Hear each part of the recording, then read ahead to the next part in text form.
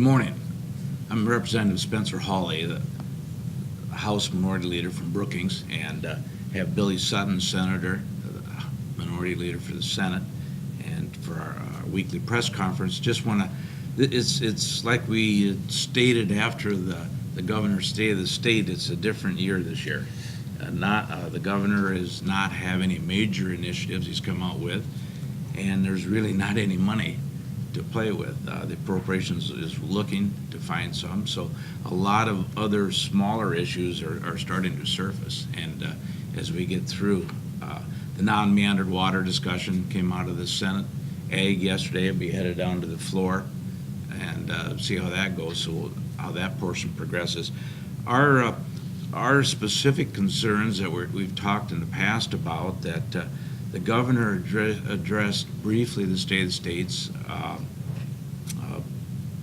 our workforce development issues that we've got in the state, and we plug those back into the education side. The higher ed, our needs-based scholarship program, we still want to keep focus on that, and we need to talk about it. Being the one state that started the needs-based scholarship last, and the minimal funding that we put into it. As the governor stated, to have an education going forward is going to be more important ever in the economy that we see we heading into South Dakota. And the only way that we're going to be able to help students is a higher focus, and eventually provide some funding to that. Along with that's the CTE in education at the high school level.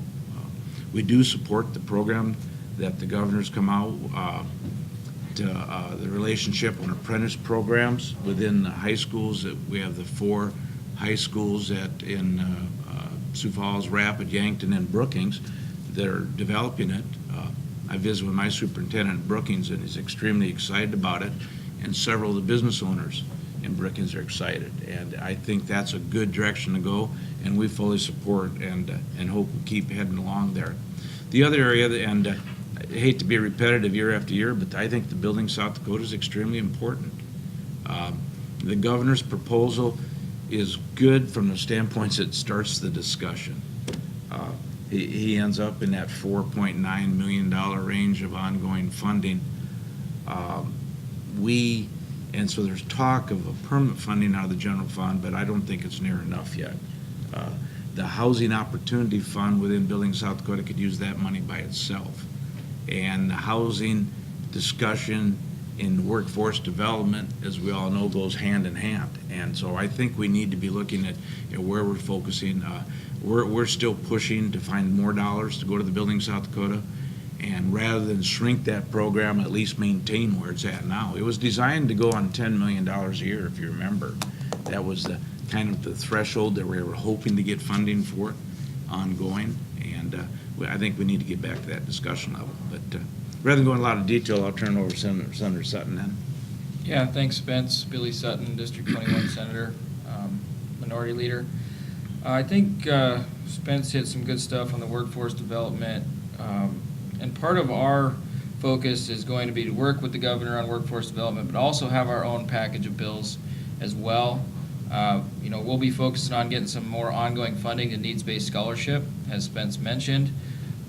When you look at the surrounding states compared to how we support the needs-based scholarship, it's a pretty stark difference. For every Pell Grant eligible student, we have $14 to give, and Wyoming has $1,800, Minnesota $1,500. There's a huge difference in what's available for our needs-based scholarship program, and if we're going to have a real conversation about workforce development, it's going to have to revolve around education, and that's why I was so happy to hear Governor Dugard focus on education as a significant piece of workforce development. The other part that we're going to be talking about, and hopefully continue to move this conversation forward, is early childhood education. I brought a couple bills last session on that. I'm going to bring a bill this session that is very similar to one last year, that's going to put together an early childhood advisory council, and have some bipartisan support on that. And there's a lot of folks that are interested having the conversation to gather data and to look at the economic impact of early childhood education in South Dakota, because there are a lot of studies out there that show the huge economic benefit to kids and families. So I think it's an economic issue that we need to be talking about. And then also, Spence mentioned career and technical education at the high school level. I think that's incredibly important. Governor Dugard's done some good things in that vein in the past. I'm going to have a bill that creates a CTE consortium fund, and the goal of that is to drive innovation and collaboration within our high schools. And really the idea came from a grant that Burke put together a few years ago. Governor Dugard had some dollars that he granted out of the Future Fund, if you remember, a few years back. And Burke was one of those recipients. They got $800,000. They partnered with 3 other schools. So there were 4 schools involved in this consortium. They bought 4 mobile units. Each school gets a mobile unit that offers a different career and technical education course each year. So every kid in high school, from freshman to senior, gets to take one of those courses at least sometime in their career. And that's the type of innovation that we need, because they're able to take welding, manufacturing, engineering, biomed, courses that they would not be able to take if one school was trying to offer those. I mean, Burke couldn't offer all 4 of those on their own. And they couldn't have bought the mobile units without support of the Future Fund. And so I'm looking at a bill that's going to take money out of the Future Fund, $1 million a year for 5 years is the goal, and have it be some type, a competitive grant process, so that especially our rural schools can have the opportunity to offer more opportunities for their kids. And hope to garner bipartisan support on that as well. And then again, Building South Dakota, that we've talked about on multiple occasions, that is so important to the future of South Dakota. Let us not forget that was very much a bipartisan bill, and we need to keep it that way. And we need to remind folks that when the large projects bill got repealed on the ballot, when the voters said, we don't want the large projects bill that got passed in the legislature, we all came together as legislators and passed Building South Dakota. And it was very bipartisan. We have to fund it. We have to fund our priorities. And we have to figure out a way to find that money. And we have our work cut out for us, but we've got to focus on economic development here in South Dakota and workforce development if we're ever going to grow our economy. And so that's going to be a big focus.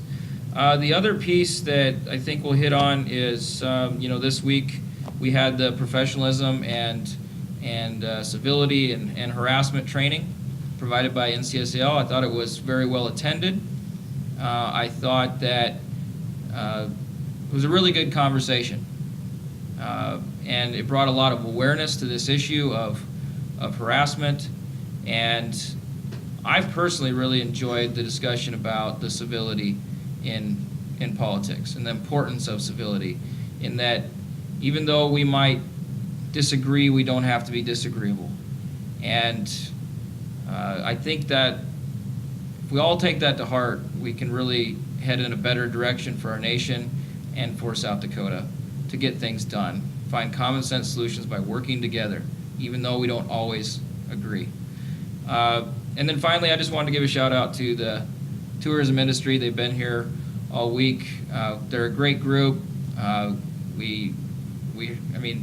Secretary Hagan and Governor Dugard have done a fantastic job with tourism here in South Dakota. I don't know that anybody would disagree with that. And so, although I'm trying to practice what I preach in civility and the conversation about, we have to give credit when credit's due. And I just want to thank Governor Dugard and Secretary Hagan for their work and in partnership with the visitor industry here in South Dakota, because they've done a fantastic job, and I hope that continues. So with that, unless Spence, and I did want to make a quick comment about the tourism. They had their banquet last night, as you all know, had a chance to attend, and it's impressive what they've done. in the last 8 years, they've grown every year in the visitors coming through and the ad campaigns that they put on nationally and the program. But even more than that, it was just fun to get together last night and visit with all the people from across the state in the tourism industry, the business owners, the motels, hotels, the attractions, and just the excitement there. So it's fun, and it's they've done a great job, and I hope they continue on with it. And finally, the harassment training. I did want to make a quick comment because I think that's valuable training that we did. Whether, the nuts and bolts of training is part of the discussion, but part of the discussion is just to have the discussion in the open in the first place. And I think that what's talked about is what happens and what people think about. And it is important that we do it. We've had issues come up since I've been in the legislature the last 7 years, and we've had to deal with it, and it's much better to address them up front and talk about them and just kind of throw the line down, don't cross this area. So, but open it up for questions. Yeah, with that, any questions? Sort of in that same vein, Senator Sutton, you tried to change some of the legislative rules with regard to sexual harassment and that sort of thing. Has there been a panel appointed yet? Have you been a part of that discussion? Yeah, Senator Greenfield promised me he would do so, and I believe he maybe announced that yesterday, that they put the work group together, and I look forward to what they come up with. I mean, my hope is that they come up with a little better process for reporting harassment, and I think that would be a good step in the right direction. So I'll be watching closely to see what comes out of that work group, but Senator Greenfield followed through on his promise to put it together, and I have faith that the folks on there are taking it seriously and will work to find a little better process. There's also been conversation over the last couple of weeks about initiated measure reform. A couple of bills have made their way across. Do you have any thoughts about what sort of legislation you would support in that arena and what you would not like to see as lawmakers take that up? Yeah, and I'll start on that. The initiated measures and referendums, kind of our line in the sand is to not make it more difficult for people to get initiated measures from South Dakota. The openness discussions and who's donating money and the transparency of it, totally supportive of that. I guess but when we try to close down the process and make it much more difficult, not supportive of that area. We've got 1005 that's hung up a little bit right now in the House side, and that's the one that came out of the interim committee on and the verbiage and how it would be stated in the ballot. And right now the big concern is on referendums. It's if it's a yes vote, is that a no vote? Is a no vote a yes vote? And we just want to make sure that that's as clear as possible. And so that one has been calendared last couple of days and been put off because of that reason. So, and I think there's people from the other side that have questions the verbiage too, and they just want to make sure it's correct. Yeah, I mean, I really struggle with this one because I struggle with the view that South Dakotans don't know what they're doing at the ballot.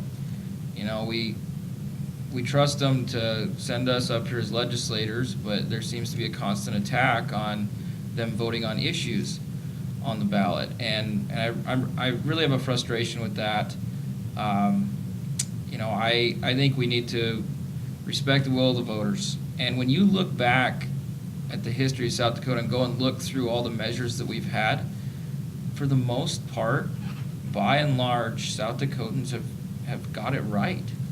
And I just feel like there's been a big overreaction in the last couple of years to the measures that have been on because some of the legislators maybe don't like what's happening on the ballot. I don't think that entitles you to take away the voice of the people just because you don't like something that they're voting on.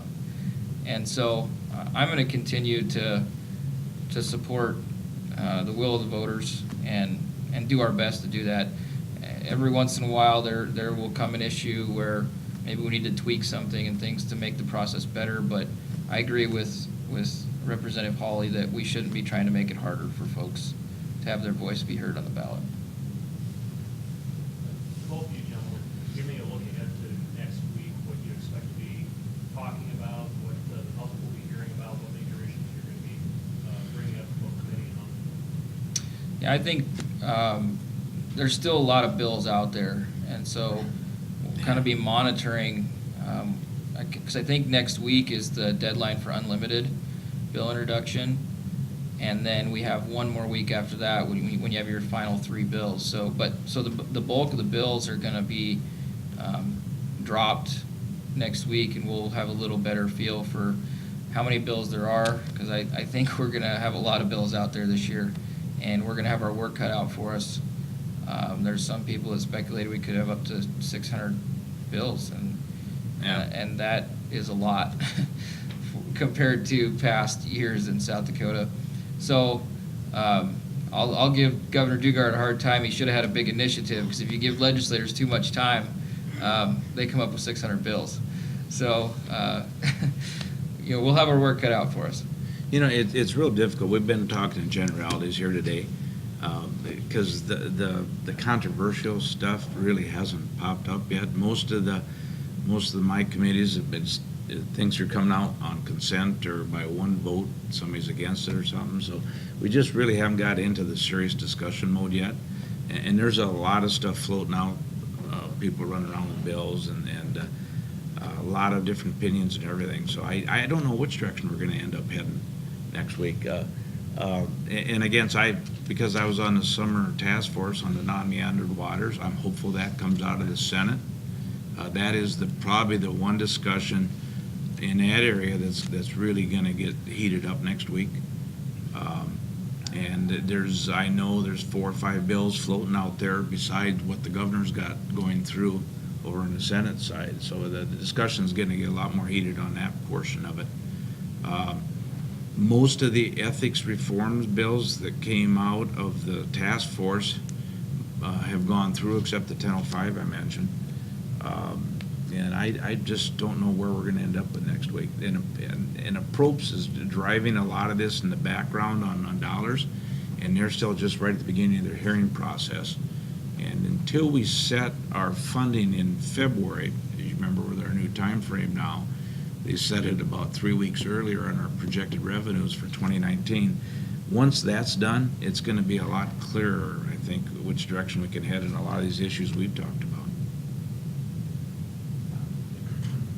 Just on one piece of legislation, this campus free speech bill that's being pushed. You guys talk about how Democrats come down on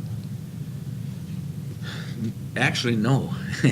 As you said that, I don't know enough about the bill at the moment to give you an answer. I don't know. Have you studied it closely? I haven't looked at that bill closely either, but we'll take a look at it.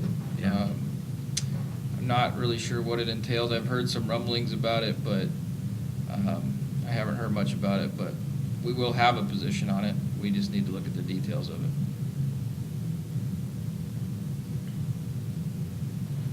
As they say, the devil is in the details. Yes. Yeah. Has your caucus reached a consensus on non-meandered waters? Is there a strong opinion one way or another to open it up, or? Not in our caucus. I don't know No, about on the House side. We're actually pretty divided. Yeah. In the Democrats' camp. We probably have as good a discussions within the caucus levels as we do within the legislature now. And that is not a caucus position. And there's people on both sides of the issues. So, no. We've talked about it just to explain what the facts are, but as actually a position, we won't come out as on a position on that outside of as individuals. Well, and I mean, I think that's fairly typical. Like, Yeah. Spence and I can come talk about a lot of caucus positions, but our caucus, and we've always held that you vote your conscience on every issue, and we don't hold anybody to require them to vote one way or the other or anything like that.